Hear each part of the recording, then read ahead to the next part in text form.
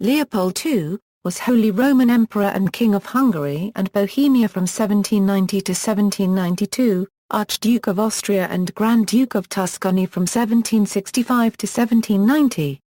He was a son of Emperor Francis I and his wife, Empress Maria Theresa, thus the brother of Marie Antoinette. Leopold was a moderate proponent of enlightened absolutism. Youth. Leopold was born in Vienna, the third son, and was at first educated for the priesthood, but the theological studies to which he was forced to apply himself are believed to have influenced him against the Church. In 1753, he was engaged to Maria Beatrice d'Este, heiress to the Duchy of Modena. The marriage never materialized. Maria Beatrice instead married Leopold's brother, Archduke Ferdinand. On the death of his elder brother, Charles, in 1761, it was decided that he should succeed to his father's Grand Duchy of Tuscany, which was erected into a secundogeniture, or appanage for a second son. This settlement was the condition of his marriage on August 5, 1764 with Infanta Maria Luisa of Spain, daughter of Charles III of Spain and Maria Amalia of Saxony. On the death of his father, Francis I, he succeeded to the Grand Duchy. Leopold was famous in Florence for his numerous extramarital affairs.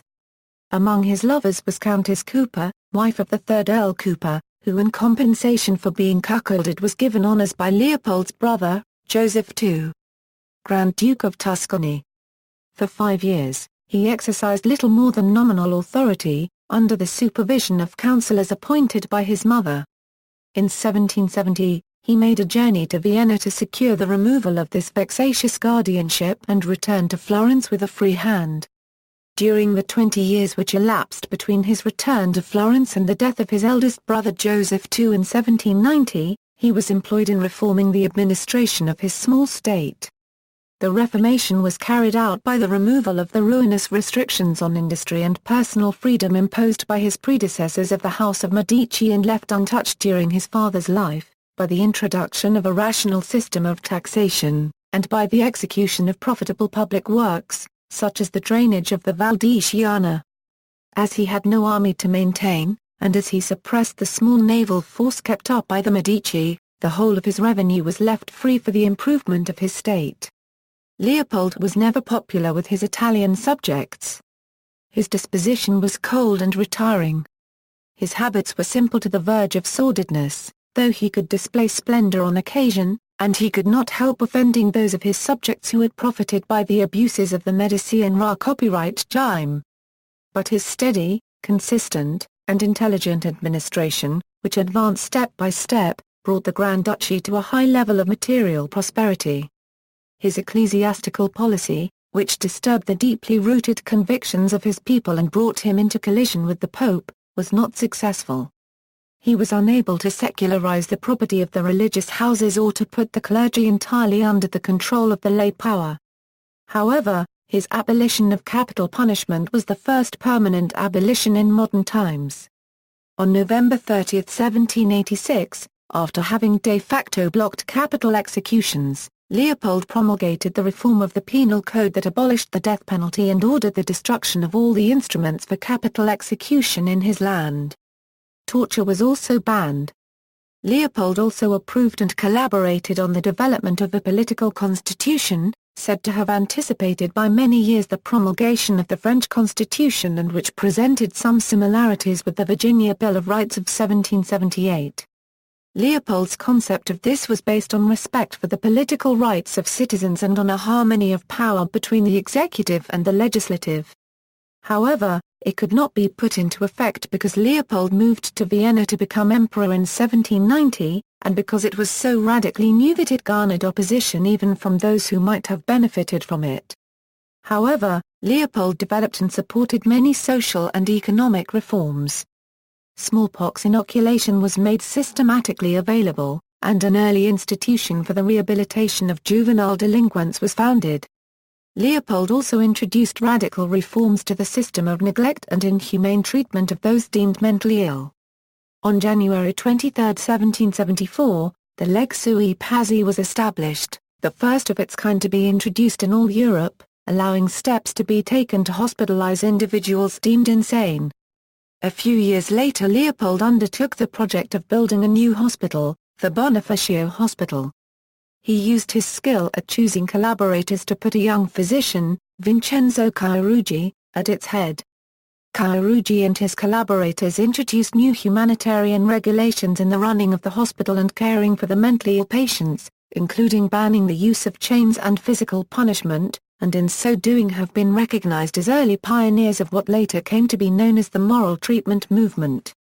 During the last few years of his rule in Tuscany, Leopold had begun to be frightened by the increasing disorders in the German and Hungarian dominions of his family, which were the direct result of his brother's headlong methods.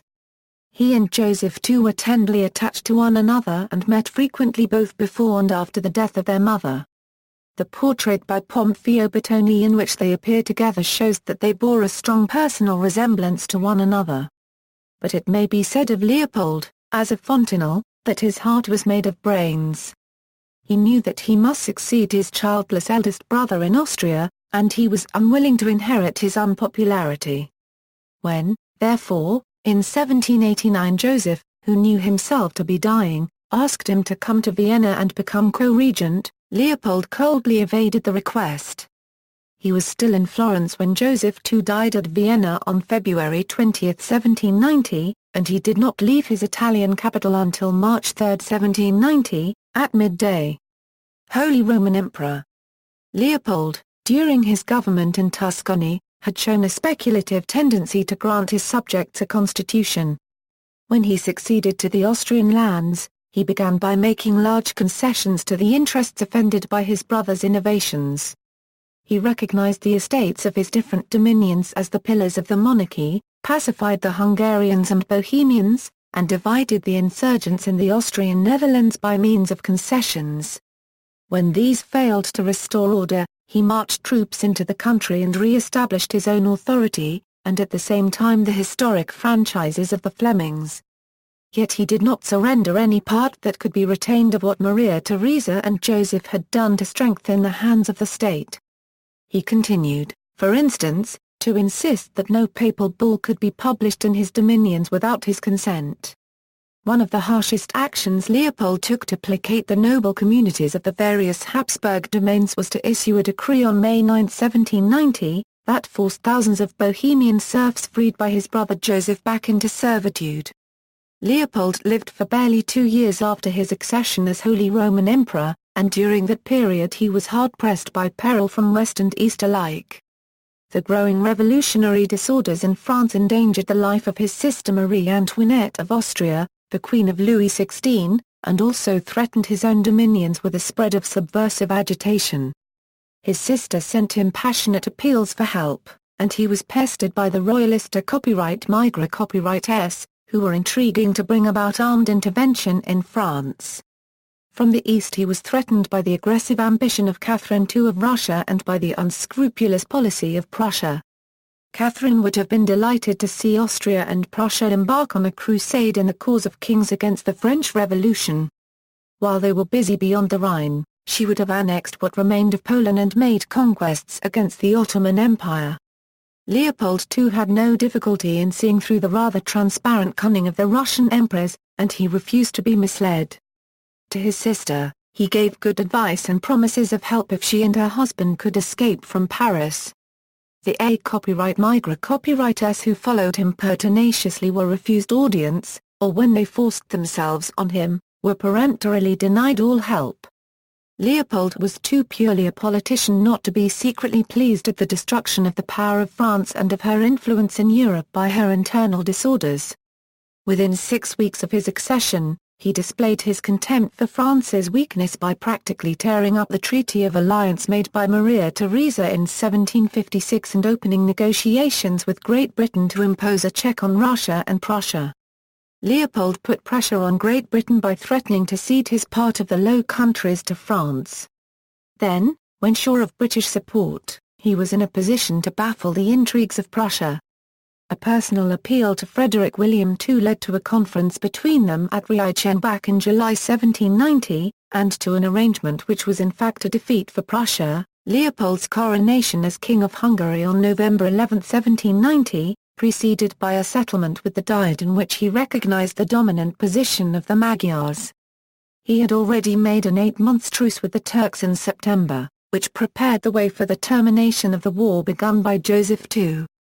The pacification of his eastern dominions left Leopold free to re-establish order in Belgium and to confirm friendly relations with Britain and the Netherlands. During 1791, the emperor remained increasingly preoccupied with the affairs of France. In January, he had to dismiss the Count of Artois in a very peremptory way. His good sense was revolted by the folly of the French copyright migrant copyright S, and he did his utmost to avoid being entangled in the affairs of that country. The insults inflicted on Louis XVI and Marie Antoinette, however, at the time of their attempted flight to Varennes in June, stirred his indignation, and he made a general appeal in the Padua circular to the sovereigns of Europe to take common measures in view of events which immediately compromised the honor of all sovereigns, and the security of all governments. Yet he was most directly interested in negotiations with Turkey, which in June led to a final peace, the Treaty of Sistova being signed in August 1791. On August 25, 1791, he met the King of Prussia at Pillnitz Castle, near Dresden, and they drew up the Declaration of Pillnitz, stating their readiness to intervene in France if and when their assistance was called for by the other powers.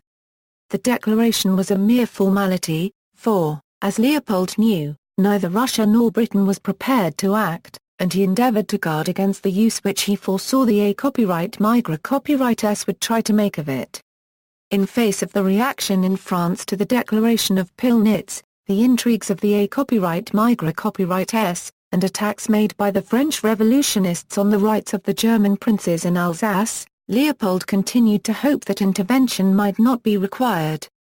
When Louis XVI swore to observe the Constitution of September 1791, the emperor professed to think that a settlement had been reached in France. The attacks on the rights of the German princes on the left bank of the Rhine, and the increasing violence of the parties in Paris which were agitating to bring about war, soon showed, however, that this hope was vain. Leopold meant to meet the challenge of the revolutionists in France with dignity and temper, however the effect of the Declaration of Pillnitz was to contribute to the radicalization of their political movement.